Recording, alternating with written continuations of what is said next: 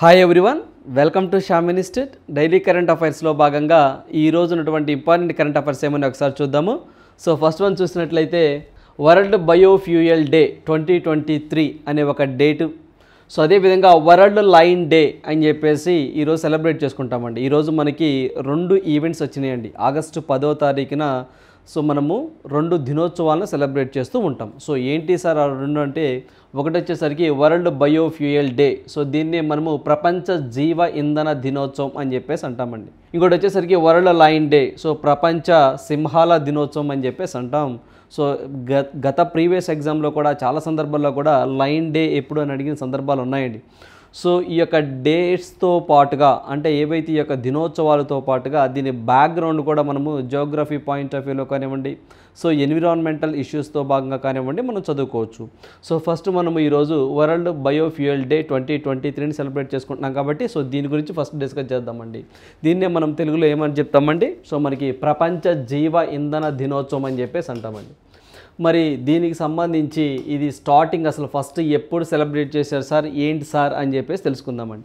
దీనిని జర్మనీకి సంబంధించినటువంటి ఒక ఇంజనీర్ అండి. సో జర్మనీ దేశానికి సంబంధించిన ఒక ఇంజనీర్, అతని పేరు వచ్చేసరికి సర్ రూడాల్ఫ్ డీజిల్ అని చెప్పేసి అంటామండి. అతని పేరు అదేనండి, సర్ రూడాల్ఫ్ డీజిల్ అనే వ్యక్తి 1893 ఆగస్టులో వేరుశెనగ నుంచి ఒక తైలాన్ని బయటికి తీశారండి.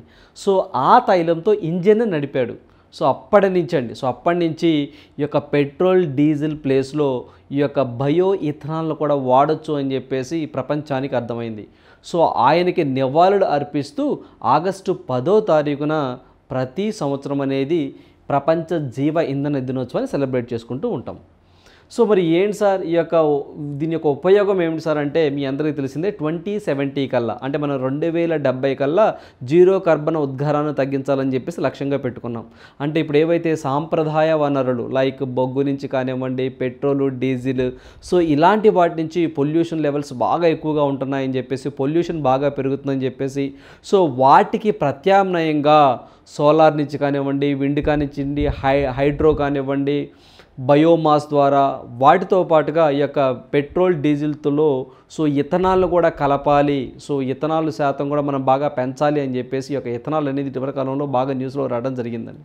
సో మనము ఏవైతే ఈ యొక్క ఎలక్ట్రికల్ వెహికల్తో పాటుగా అంటే ఒకేసారి ఎలక్ట్రిక్ వెహికల్ మనం తీసుకురాలేము కాబట్టి ఇప్పుడు ప్రజెంట్ అవి ప్రాసెస్లో ఉన్నాయండి. సో అప్పటిలోగా ఈ యొక్క బయో ఇథనాల్ వాడినటువంటి పెట్రోల్ను మనం యూజ్ చేయాలని చెప్పేసి గవర్నమెంట్ ఆఫ్ ఇండియా పిలుపునివ్వడం జరిగింది. 2015 నుంచి మనం ఈ డేని సెలబ్రేట్ చేస్తూ ఉన్నామండి. సో ఆ పాయింట్ గుర్తుంచుకోండి. అదేవిధంగా ప్రపంచవ్యాప్తంగా ఎక్కువగా బయో ఇథనాల్ని ఉత్పత్తి చేస్తూ వినియోగిస్తున్న దేశాలలో భారతదేశం అనేది 3వ ప్లేస్లో ఉంది.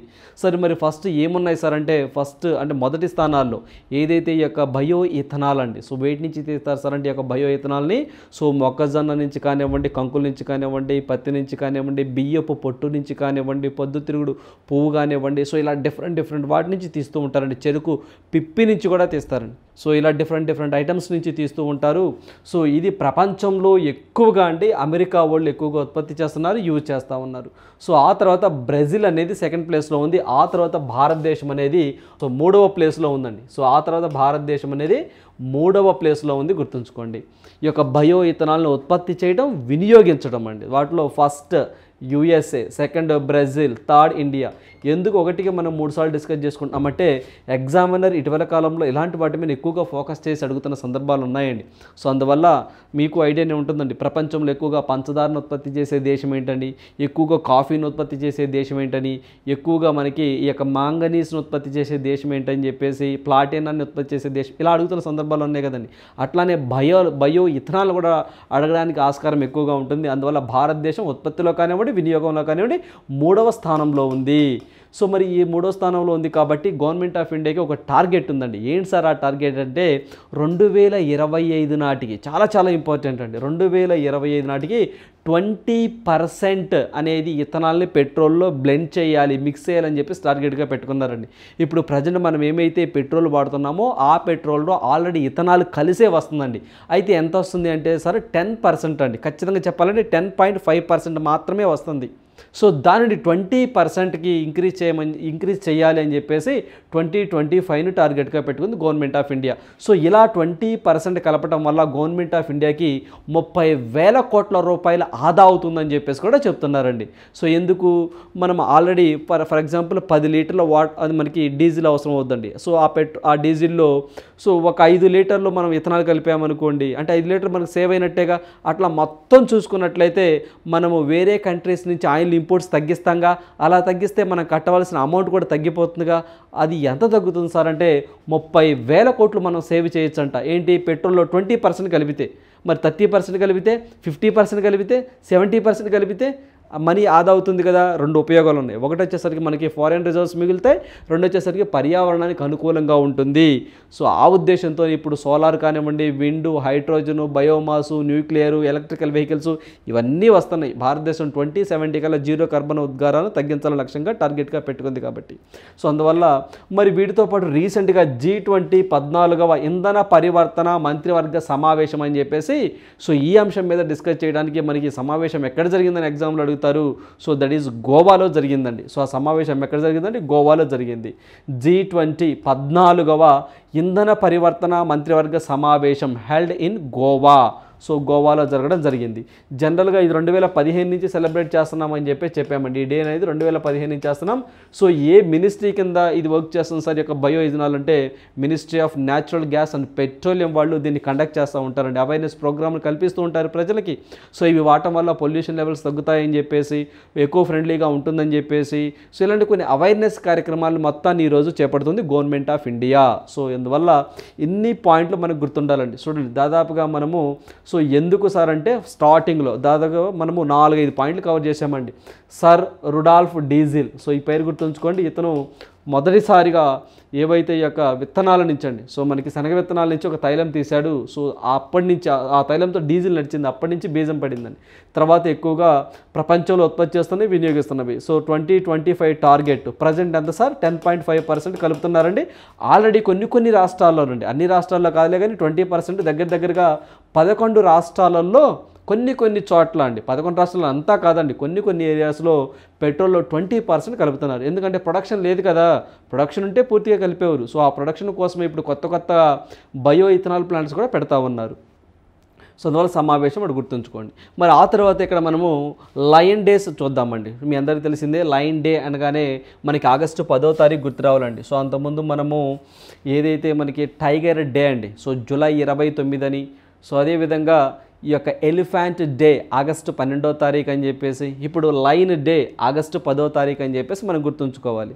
సో అదేవిధంగా ఈ యొక్క లైన్స్ అనేవి ఎండేంజర్డ్ లిస్ట్, అంటే అంతరించిపోతున్నటువంటి లిస్టులో కేటగిరీ 1లో అండి. సో IUCN అని చెప్పేసి international union for conservative and nature అని చెప్పేసి ఒక వింగ్ ఉంటుందండి. సో వీళ్ళు కేటగిరీ 1లో అంటే అంతరించిపోతున్న జాబితాలో ఈ లైన్స్ని వాళ్ళు యాడ్ చేయటం జరిగింది.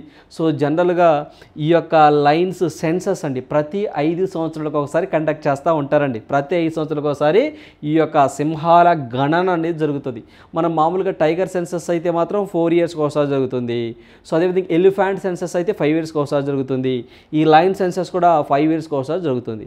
సో మనకి 2015లో సెన్సస్ ప్రకారం, అంటే మనకి ఈ యొక్క 2015లో దీని సెన్సస్ జరిగిందండి. ఈ 2015లో ఉన్నప్పుడు మొత్తం 500 సింహాలండి. సో 523 సింహాలు ఉన్నాయి మన భారతదేశం మొత్తం మీద. సో ఆఫ్టర్ దట్ సో మనకి ప్రతి 5 ఇయర్స్ కదా, ఆఫ్టర్ దట్ 2020 నాటికి అంటే 2020 నాటికి మన భారతదేశంలో మొత్తం సింహాల సంఖ్య ఎంత సార్ ఈ సెన్సస్ ప్రకారం అంటే 674 సింహాలు ఉన్నాయండి. 674 సింహాలు ఉన్నాయి. మరి 5 సంవత్సరాలకు ఒకసారి అన్నాం కదా. సో మనకి 2020లో జరిగింది. మళ్ళీ ఎప్పుడు జరుగుతుంది, 2025లో జరుగుతుంది. అంటే 2025లో జరుగుతుంది కాబట్టి అప్పటి వరకు మనం ఏ డేటా గుర్తుంచుకోవాలి, ఈ డేటా గుర్తుంచుకోవాలి. 674 సింహాలు ప్రజెంట్ మన భారతదేశంలో ఉన్నాయి according to the line census ప్రకారము, అకార్డింగ్ టు ద లైన్ సింహాల సెన్సస్ ప్రకారము. సో అందువల్ల ఈ ఫిగర్స్ కూడా గుర్తుంచుకోవాలి. మీరు టైగర్స్ ఎలా గుర్తుంచుకున్నారో సేమ్ అలానే లైన్ కూడా గుర్తుంచుకోవాలండి. సో పులిని కూడా మనం గుర్తుంచుకోవాల్సిందే. అదేవిధంగా దీని యొక్క సైంటిఫిక్ నేమ్ ఒకటి ఉంటుందండి, శాస్త్రీయ నామము అని చెప్పేసి అంటాం. ఈ యొక్క సింహం యొక్క శాస్త్రీయ నామం ఏంటి సార్ అంటే మనము సో పాంథెరా, సో మనకి పాంథెరా అని చెప్పేసి, సో మనకి పాంథెరా లియో పెర్సికా అని చెప్పేసి అంటామండి, మనకి పెర్సికా అని చెప్పేసి అంటాం. సో లైన్స్లో 2 రకాలు ఉంటాయండి, African lines and Asiatic lines అని చెప్పేసి ఉంటాయి. ఇవి మన దేశంలో ఉన్నవి ఆసియా ఖండం కదా మంది ఏషియాటిక్ లైన్స్. వాటి యొక్క సైంటిఫిక్ నేమ్ ఏంటంటే పాంథెరా లియో పెర్సికా అని చెప్పేసి అంటాం.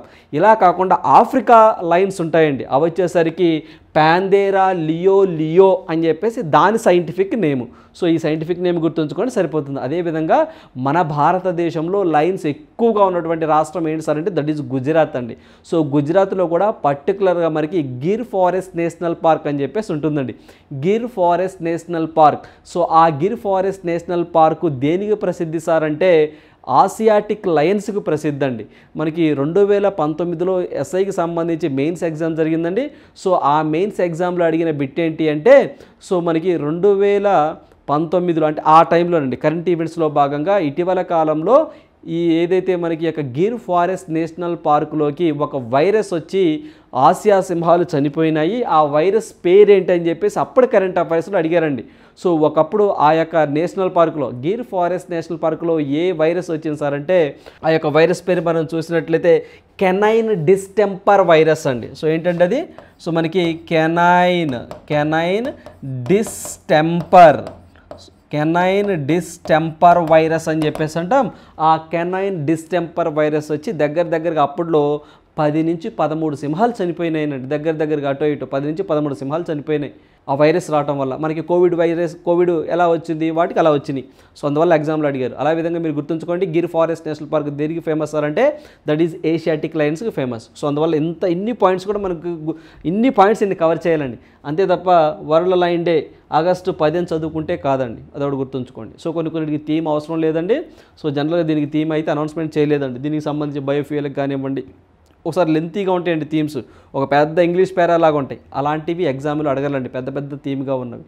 ఓకేనండి, రైట్. సో ఈ వల్ల మనం ఎగ్జామ్ పాయింట్ ఆఫ్ వ్యూ గుర్తుంచుకోవాల్సిన అంశాలండి. సో మనకు డేస్తో పాటుగా చూడండి దీనికి సంబంధించి ఎంత మ్యాటర్ వచ్చిందో, సో దీనికి సంబంధించినటువంటి బ్యాక్గ్రౌండ్. సో దీన్ని కాన్సెప్ట్ ఓరియంటెడ్గా అంటారండి. అంటే ఒక సింహం అనగానే మీకు ఇన్ని పాయింట్లు తెలిసి ఉండాలి. సో సెన్సస్ని 5 సంవత్సరాలకు ఒకసారి చేస్తారని, ప్రజెంట్ 2020 సెన్సస్ అని, మళ్ళీ 5 సంవత్సరాలు కాబట్టి 2025లో సెన్సస్ రాబోతుందని, అప్పటిదాకా మీరు 624 సెన్సస్ ఉన్నాయి గుర్తుంచుకోండి. మామూలుగా అయితే మాత్రం మీరు టైగర్స్ అయితే ఏం చదువుకున్నారండి, రివైజ్డ్ వెర్షన్ చదువుకోండి. సో మామూలుగా అయితే రివైజ్డ్ వెర్షన్ అండి మనం చూసినట్లయితే 3167 ఏమో టైగర్ సెన్సస్ ప్రకారం అని చెప్పేసి మీరు చదువుకున్నారు. ఇప్పుడు దాన్ని ఏం జరిగింది సో మనకి 3925 రివైజ్డ్ వెర్షన్ అండి, రివైజ్డ్ వెర్షన్. సో దేనికి సంబంధించింది, టైగర్కి సంబంధించింది గుర్తుంచుకోండి. అలా చదువుకున్నారు కదా, అదే ఇది కూడా గుర్తుంచుకోండి 674. రైట్. సో నెక్స్ట్ వన్ చూద్దాం. సో నెక్స్ట్ వన్ చూసినట్లయితే 5 ఏళ్లలో 4298 కోట్లు అండి ఆదాయ పన్నుగా చెల్లించిన BCCI. సో మనకి BCCI బోర్డు తెలియని వాళ్ళు అంటే ఎవరూ లేరండి. సో మనకి BCCI అంటే క్రికెట్కి సంబంధించిన బోర్డు అండి ఇది. సో అన్ని బోర్డుల్లో కాడికి అంటే ఆస్ట్రేలియన్ బోర్డు అని, న్యూజిలాండ్ బోర్డు అని, వెస్టిండీస్ బోర్డు అని, పాకిస్తాన్ బోర్డు అని, ఇలా చాలా బోర్డులు ఉంటాయండి ఆ దేశానికి సంబంధించి. అలా మన భారతదేశంలో ఉన్న యొక్క BCCI రిచెస్ట్ బోర్డు అండి క్రికెట్స్లో రిచెస్ట్ బోర్డు, అంటే ఎక్కువగా డబ్బులు ఈ బోర్డు దగ్గరే ఉన్నాయని చెప్పి చెప్తున్నారు. సో వీళ్ళు గత 5 ఏళ్లలో ఎంత ఇన్కమ్ అంటే ఎంత ట్యాక్స్ కట్టారు గవర్నమెంట్కి, అంటే ఎంత పన్ను కట్టారు అంటే 4298 కోట్లు కట్టారండి. చూడండి. సో ఎగ్జామ్ పాయింట్ ఆఫ్ వ్యూలో స్ట్రైట్గా అడగాలనుకుంటే ఆ ఫిగర్ గుర్తుంచుకోండి, 4298 గత 5 ఏళ్లలో ప్రీవియస్ 5 ఇయర్స్లో వాళ్ళు కట్టినటువంటి పన్ను అండి, ట్యాక్స్. సో ఈ ఫిగర్ని చూస్తే చూడండి 4 కాస్త ఆఫ్ అయింది, 9 కాస్త -1 అయింది. అలా గుర్తుంచుకోండి. అంటే అలాంటి ఫిగర్స్ మనకి లాంగ్ టర్మ్ గుర్తుండవు. ఒకవేళ గుర్తుంచుకోవాలంటే 4000 అని అప్రాక్సిమేట్గా గుర్తుంచుకోండి. 4000 చిల్లర కట్టారు అని ఆ పాయింట్ గుర్తుంచుకోండి ఫస్ట్. 4000 అప్రాక్సిమేట్ అంటే ఎగ్జామ్లో 4000 అప్రాక్సిమేట్ ఉండదండి, ఫిగర్ ఇస్తారు. సో 4 ఏమైంది, ఆఫ్ అయింది, 9 ఏమైంది, ప్లస్ అయింది, -1 అయింది, అంటే 9 అయింది. అంటే 4, 2, 9, 8 అలా గుర్తుంచుకోండి. సో మరి వీటితో పాటుగా BCCI న్యూస్లోకి వచ్చింది కాబట్టి దాని ఫుల్ ఫామ్ ఏంటి, దాని హెడ్ క్వార్టర్ ఏంటి, ప్రజెంట్ దాని ప్రెసిడెంట్ ఎవరు, దాని వైస్ ప్రెసిడెంట్ ఎవరు అని చెప్పి చదువుకుందాం. ఒకసారి చూద్దామండి. వీటితో పాటుగా మనము లాస్ట్ కరెంట్ అఫైర్స్లో కూడా మనకి చీఫ్ సెలెక్టర్కి సంబంధించి అజిత్ అగర్కర్ గారు వచ్చారని చెప్పేసి, పాకిస్తాన్కి సంబంధించి కూడా నిన్నటి మనము ఇజాముల్ హుక్ అని ఒక వ్యక్తి వచ్చాడని చెప్పేసి డిస్కస్ చేసుకోవడం జరిగింది. సో ఒకసారి గుర్తు చేసే ప్రయత్నం చేశానండి. ఇది మనం చూస్తే BCCI అండి. BCCI అంటే board of control for cricket in India అని చెప్పేసి అంటాం. Board of control for cricket in India అనేది ఫుల్ ఫామ్. ఇది 1928లో దీన్ని ఏర్పాటు చేశారు. ముంబై మహారాష్ట్ర అండి. సో ముంబై మహారాష్ట్రని మనము ఆర్థిక రాజధాని అని చెప్పేసి అంటాం, మాయా నగరి అని చెప్పేసి కూడా అంటామండి. సో దీన్ని ముంబైనే మనము financial capital of India. Next దీని ప్రస్తుత ప్రెసిడెంట్ అధ్యక్షుడు ఎవరు సార్ అంటే మనకి రోజర్ బెన్నీ గారు అని చెప్పేసి, ఇతను కర్ణాటక రాష్ట్రానికి సంబంధించిన వ్యక్తి అండి. సో అంతకుముందు సౌరవ్ గంగూలీ గారు ఉండేవారు. ఆ సౌరవ్ గంగూలీ తర్వాత ఈ యొక్క రోజర్ బెన్నీ గారు రావడం జరిగింది. అదేవిధంగా వైస్ ప్రెసిడెంట్కి ఎవరున్నారు సార్ అంటే రాజీవ్ శుక్లా అనే వ్యక్తి ఉండడం జరిగిందండి. సో చాలా ఎగ్జామ్లో కూడా ఇలాంటివి ఎస్ఎస్సీల్లో, సో మనకి ఎస్ఎస్సి జీడీలలో అడగడానికి ఎక్కువ ఆస్కారం ఉంటుందండి. సో మనకి రాజీవ్ శుక్లా ఉన్నారు. సో మెన్ కోచ్ ఎవరున్నారు సార్ అంటే ప్రజెంట్ మనకి రాహుల్ ద్రావిడ్ గారు ఉన్నారండి మెన్కి. ఉమెన్కి అయితే మాత్రము ప్రజెంట్ వేకెంట్లో ఉందండి. సో ప్రజెంట్ ఎవరు లేరు ఉమెన్ కోచ్. అదేవిధంగా రీసెంట్గా చీఫ్ సెలెక్టర్గా ఎవరు వచ్చారండి, సో అజిత్ అగార్కర్ గారు గుర్తుంచుకోవాలండి. వెరీ రీసెంట్గా వచ్చారు, ఫాస్ట్ బౌలర్ ఇతను. సో నిన్న కరెంట్ అఫైర్స్లో కూడా ఇతని గురించి మనం మాట్లాడుకోవడం జరిగింది. సో అందుకనే మనము బీసీసీఐ అని కానీ మనకి ఇన్ని పాయింట్లు గుర్తుండాలి. ఎగ్జామ్ పాయింట్ ఆఫ్ వ్యూలో ఒక బిట్ అడగడానికి ఆస్కారం ఎక్కువగా ఉంటుందండి. సో ఈ ఫిగర్ ఎలా గుర్తుంచుకుంటారు, 4 ఏమైంది, ఆఫ్ అయింది, తర్వాత 9 ఏమైంది, -1 అయింది. సో మనకి 4000 రఫ్గా గుర్తుంచుకోండి, 4 ఆఫ్ అయింది, 9 1 అయింది. రైట్. సో నెక్స్ట్ వన్ చూద్దాము. మా రాష్ట్రం పేరును కేరళం అని మార్చండి. సో జనరల్గా కేరళ అని పిలుస్తాం కదండి, ఆ కేరళ అని కాకుండా కేరళం అని చెప్పేసి పిలవండి అని చెప్పేసి కేరళ అసెంబ్లీ నిన్న ఒక తీర్మానాన్ని చేసిందండి. ఆ తీర్మానాన్ని ప్రముఖ సీఎం గారు పినరన్ విజయన్ గారు నిన్న అసెంబ్లీలో పాస్ చేసి దాన్ని కేంద్ర ప్రభుత్వానికి పంపిస్తున్నాము అంటే ఆల్రెడీ పంపిస్తున్నాము అని చెప్పి ఒక స్టేట్మెంట్ ఇవ్వడం జరిగింది. అంటే సో ఏవైతే మనకి ఏదైతే షెడ్యూల్ 1 ఏదైతే ఉంటుందో రాష్ట్రాల సమైక్య అని చెప్పేసి అంటామండి. సో జనరల్గా మనము రాష్ట్రాల సమైక్య అంటాము. అదేవిధంగా మొత్తం భారతదేశంలో గుర్తించిన భాషలు అంటే షెడ్యూల్ 8లో మొత్తం 22 భాషలు ఉంటాయి. ఆ 22 భాషల్లో కూడా సో కేరళం అని మార్చాలి అని చెప్పేసి కేరళ గవర్నమెంట్ భావిస్తూ ఉంది. సో అందువల్ల న్యూస్లోకి రావడం జరిగిందండి. సో ఇది కేంద్రానికి కేరళ శాసనసభ వినతి తీర్మానానికి ఏకగ్రీవ ఆమోదం. సో దీన్ని ఈ యొక్క పేరును పినరన్ విజయ్ గారు ప్రతిపాదించారు, సభలో ప్రవేశపెట్టారని చెప్పేసి ఓవరాల్గా చెప్పడం జరిగిందండి. సో మరి వీటితో పాటుగా స్ట్రైట్ క్వశ్చన్ అండి. సో సింపుల్గా కేరళం అని చెప్పేసి గుర్తుంచుకోండి సరిపోతుంది. సో మరి ఈ కేరళంతో పాటుగా ఇక్కడ మనం చూసినట్లయితే సో మనకి ఆర్టికల్ 3లో కూడా దీనికి సంబంధించిన కొన్ని మార్పులు చేయాలని చెప్పేసి ఆయన చెప్తా ఉన్నారు. ఏమని, కేరళం గుర్తుంచుకోండి. మరి అంతకుముందు మనకి ఒరిస్సా అని చెప్పేసి పిలిచేవాళ్ళమండి. ఒరిస్సా, ఆ ఒరిస్సాని ఒడిషా అని చెప్పేసి పేరు మార్చారండి. ఎప్పుడు 2011లో. సో అదేవిధంగా అంతకుముందు మనకి పాండిచ్చేరి అని చెప్పేసి అన్నామండి. సో దాన్ని ఏమని పేరు మార్చారు, పుదుచ్చేరి అని చెప్పేసి పేరు మార్చారు. సో అందువల్ల గుర్తుంచుకోండి. సో వెరీ రీసెంట్గా అంటే వెరీ లాస్ట్గా మనకి ఒరిస్సా ఉండేది ఒడిషా అయింది 2011 మార్చిలో. సో తర్వాత ఒకటి అండి పాండిచ్చేరి అని పిలిచేవారు, దాన్ని కూడా పుదుచ్చేరి అని చెప్పేసి పేరు మార్చారండి. ఆర్టికల్ 3 ప్రకారము కేరళంగా సవరించాలని చెప్పేసి కేరళ డిమాండ్ చేస్తూ ఉంది. సో కేరళ లాంగ్వేజ్ అంటాం కదండి కేరళ. సో మనకి కేరళం, సో మనకి కేరళ కదండి, ఆ సున్నా పెట్టడం అంతేనండి. సో అంటే సున్నా పెట్టడం అంటే దాంట్లో మనోభావాలు చాలా ఉంటాయిలండి. కేరళం అని చెప్పేసి ఒక ప్రపోజల్ అయితే తీసుకొచ్చారు. సో కేరళ ఇటీవల కాలంలో సో ఎందుకు న్యూస్లో ఉందో మనం ప్రతిసారి డిస్కస్ చేస్తూ ఉంటాం. కనీసం 10 నుంచి 20 పాయింట్లు మీకు తెలిసి ఉండాలి. ఇంటర్నెట్ హక్కును ప్రాథమిక హక్కుగా గుర్తించింది ఇటీవల కాలంలో కేరళ.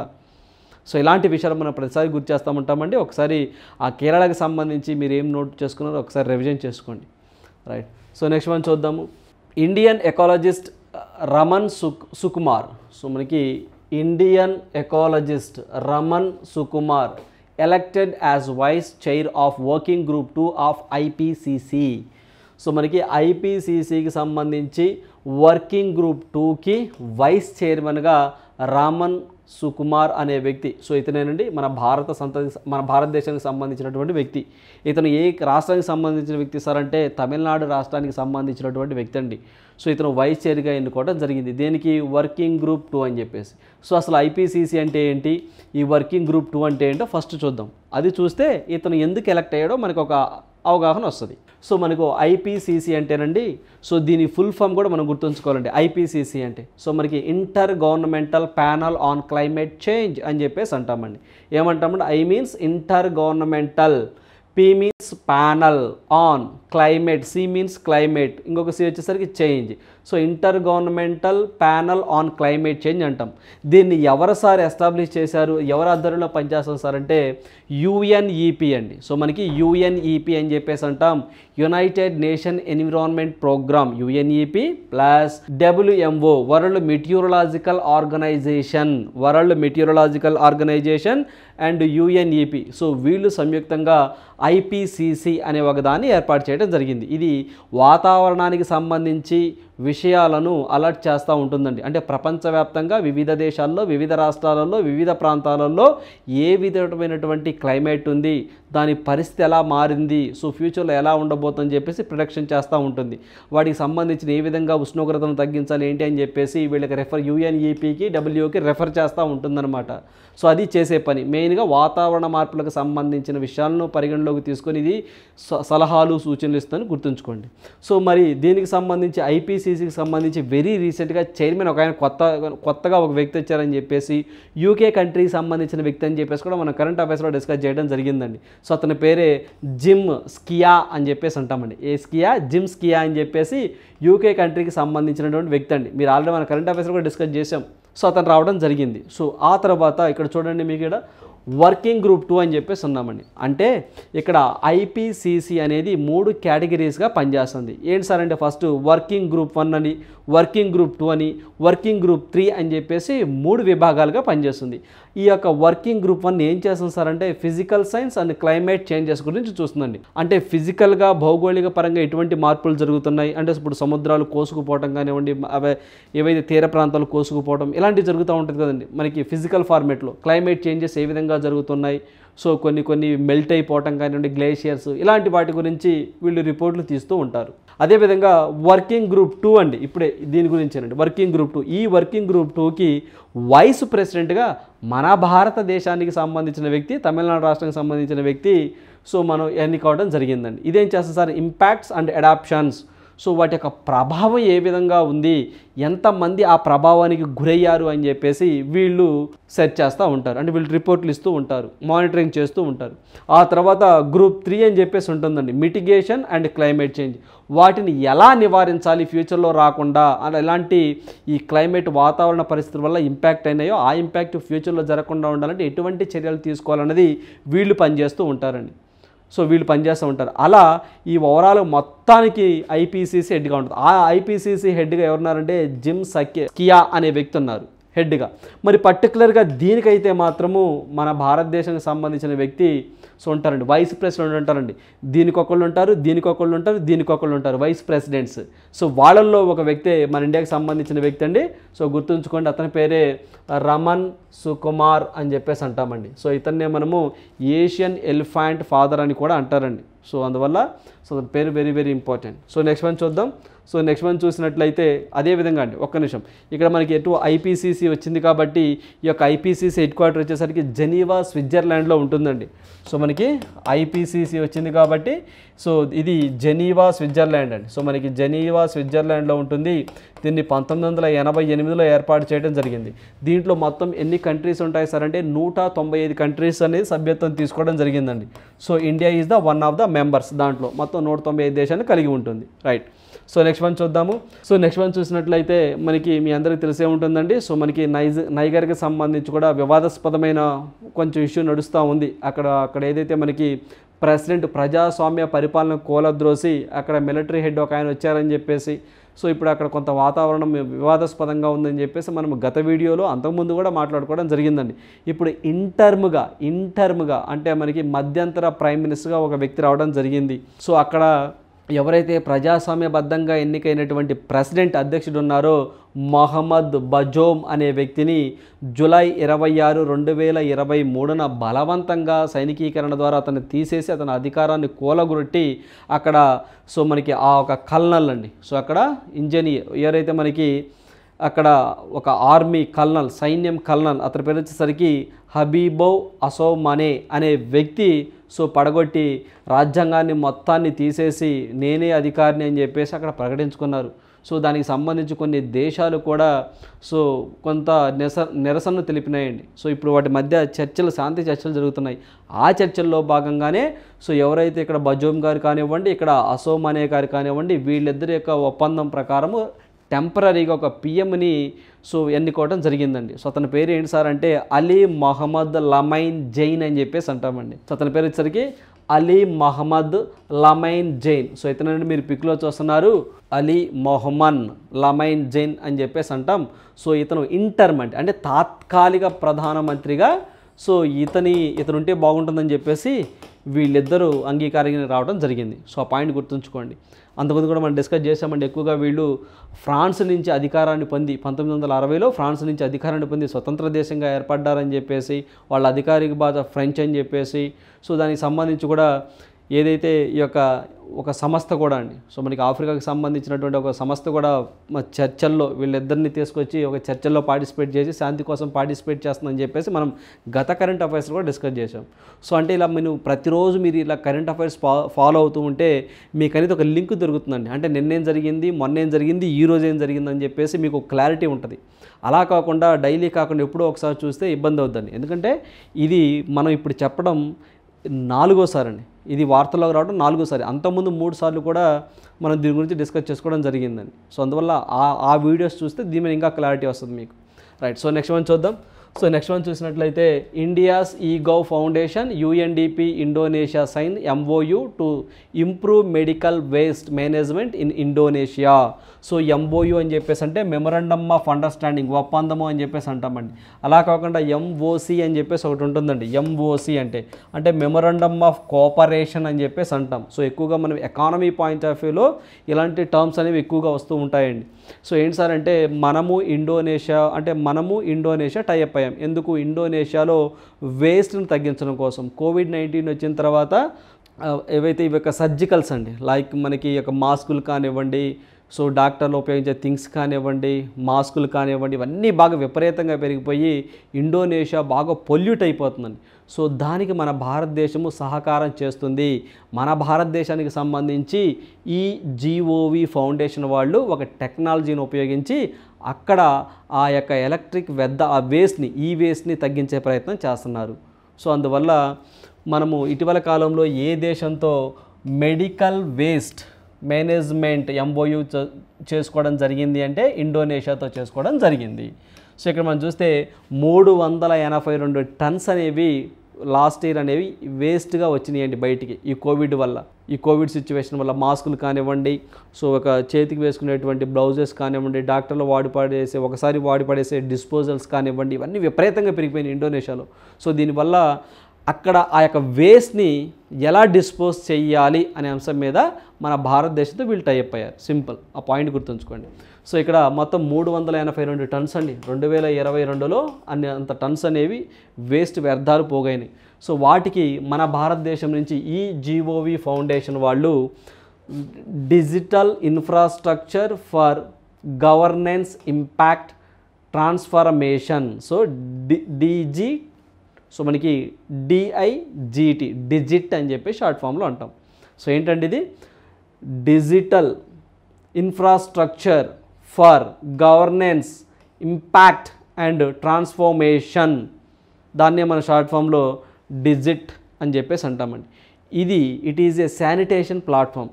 ఇది అంటే టెక్నాలజీని ఉపయోగించి ఏ విధంగా వేస్టేజ్ని తగ్గించాలి అని దాని మీద ఇది ఇది సలహాలు సూచనలు ఇస్తూ ఉంటుందండి.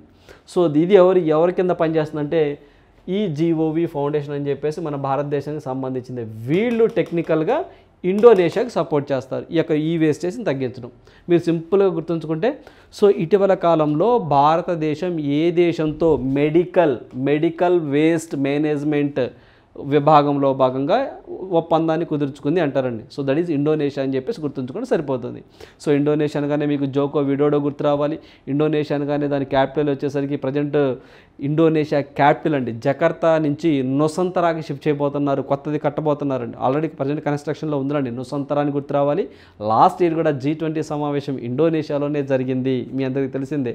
రైట్. ఇండోనేషియా నుంచే మన భారతదేశం అనేది G20 బాధ్యతలను తీసుకోవడం జరిగింది. ఎప్పుడండి? డిసెంబర్ 1వ తారీఖునండి. సో మనకి డిసెంబర్ 1వ తారీఖున బాధ్యతలు తీసుకోవడం జరిగింది, మీ అందరికీ తెలిసిందే. రైట్. సో నెక్స్ట్ వన్ చూద్దాం. సో క్వశ్చన్ ఫర్ యూ, ఈ ప్రశ్న మీకోసమే. ఇది మనం చూసినట్లయితే వరల్డ్ కప్ 2023 సో ఇటీవల ఎవరిని బ్రాండ్ అంబాసిడర్గా నియమించారు అంటే దట్ ఈజ్ సో మనకి షారూక్ ఖాన్ అండి. సో మనకి షారూక్ ఖాన్ అని చెప్పేసి ఇతను ఇప్పుడు ప్రజెంట్ ఏదైతే వరల్డ్ కప్ జరగబోతుందో దానికి బ్రాండ్ అంబాసిడర్గా ఉండడం జరిగింది. సో ఇవన్నీ ఈరోజు ఉన్నటువంటి ఇంపార్టెంట్ కరెంట్ అఫైర్స్. సో ప్రతి ఒక్క అభ్యర్థి కూడా సో ప్రతిరోజు కరెంట్ అఫైర్స్కి 1 అవర్ కేటాయించండి. సో ప్రతిరోజు కూడా నిన్నేం చదివాము, మొన్నేం చదివాము, అంతకుముందు ఏం చదివాము, సో మళ్ళీ ఈరోజు మళ్ళీ ఫ్రెష్గా అలా స్టార్ట్ చేస్తూ ఉండండి. మీకు గుర్తుండే వరకు చదువుతూనే ఉండాలండి. సో అప్పుడే మనకి ఎక్కువగా మెయిన్స్లో ఎక్కువగా మార్కులు రావడానికి ఆస్కారం ఎక్కువగా ఉంటుంది కరెంట్ అఫైర్స్లో. So thank you, all the best.